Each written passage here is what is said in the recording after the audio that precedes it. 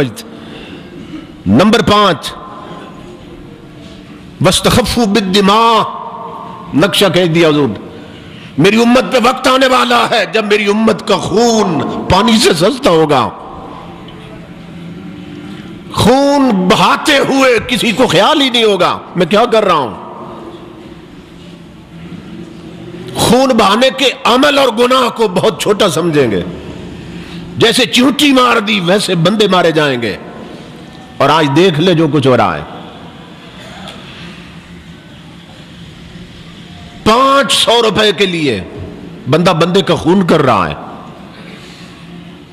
اور ہو سکتا ہے جس پرس پہ اس کی نظر تھی اس سے کچھ بھی نہ نکلے، جس بیگ کی خاطر بندہ مارا گیا اس سے کچھ بھی نہ نکلے۔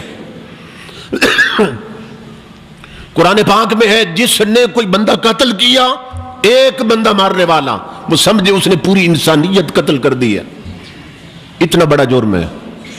مگر امام الانبیاء نے فرمایا کہ اتنا بڑا جرم میری امت میں ایسے عام ہوگا کہ بندہ مارنا تو کوئی ان کے لیے کام ہی نہیں ہوگا،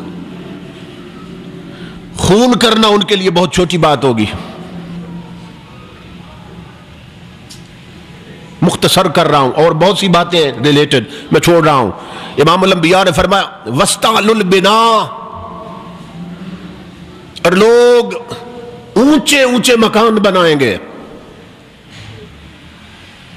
میری امت پہ وقت آئے گا مکان اونچے بنائیں گے۔ حدیث پاک میں ہے کہ 11-12 فٹ سے جب بندہ مکان اونچا کرتا ہے تو اللہ آواز دیتا ہے وہ تکبر کرنے والے، کتنا اونچا آئے گا،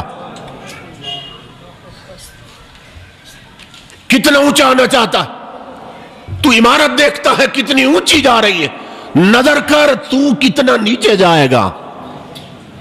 قبر بھول گیا؟ امام الانبیاء نے فرمایا لوگ قبر بھول جائیں گے، عمارتیں بلند ہونے لگیں گی۔